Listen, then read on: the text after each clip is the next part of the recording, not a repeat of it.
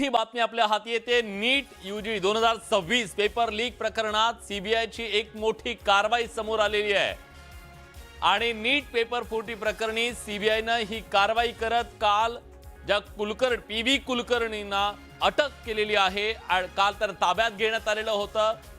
या सगळ्या प्रकरणाच्या मुळाशी पीव्ही कुलकर्णीचा संबंध आहे का? एनटीए तर्फे परीक्षा प्रक्रियेत सहभागी असलेल्या केमिस्ट्री लेक्चरर ते आहेत आणि परीक्षा प्रश्नपत्रिकांच्या पर्यंत कुलकर्णीचं थेट कनेक्शन आता समोर येत आहे। सीबीआयने या संदर्भातली माहिती दिली आहे। 2026च्या शेवटच्या आठवड्यात पुण्यात खास स्पेशल कोचिंग क्लास आयोजित करण्यात आला होता।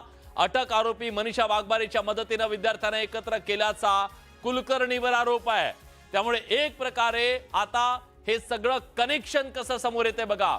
लातूर मधला एका नामांकित महाविद्यालयाचा माजी प्राध्यापक असलेला कुलकर्णी हा या सगळ्याचा मास्टरमाइंड असू शकेल का, या दृष्टीने तपास सुरू आहे।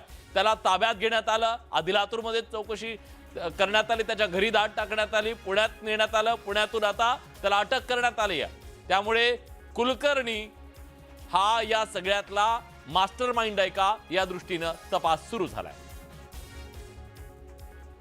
पेपर फुटीमुळे रद्द झालेल्या नीटची पुनर्परीक्षा आता 21 जून 2026 ला होणार आहे। याबद्दल आज एनटीए कडून घोषणा करण्यात आली।